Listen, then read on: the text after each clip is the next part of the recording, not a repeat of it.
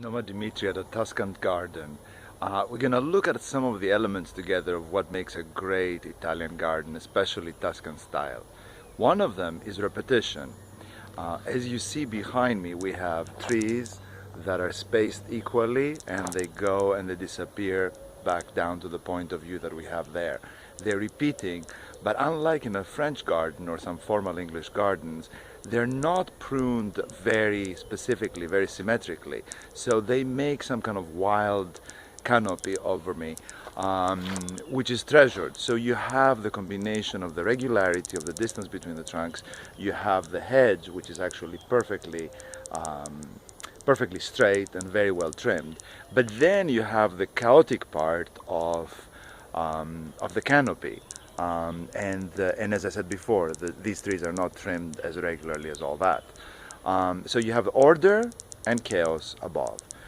Now if I switch 360 and go the other way, here we have a completely ordered canopy. You see the columns. We have replaced now the trees with columns. They're stone columns, marble I think, going all the way down to the end, to the very end, to the vantage point at the end.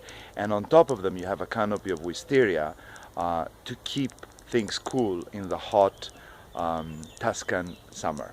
But once again you have the symmetry, the perfect symmetry, disturbed by something, namely this little path that we see going over there to another part of the garden, a diagonal path and something that veers off.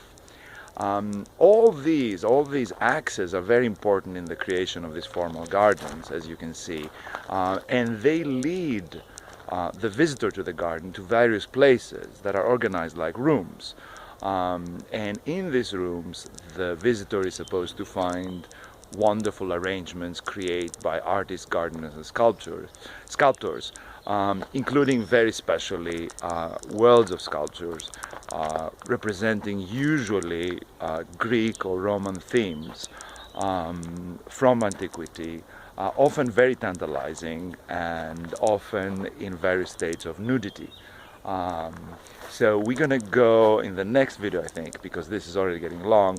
We're gonna enter one of these rooms. You see it's actually made like a room with an arch in which you enter, and then once again there's a vantage point. Once again there's the regularity of the beautifully trimmed bushes, but also irregularity of these wonderful pine trees that have been here for centuries.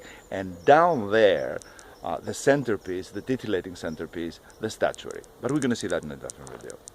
Noma Dimitri from Tuscany.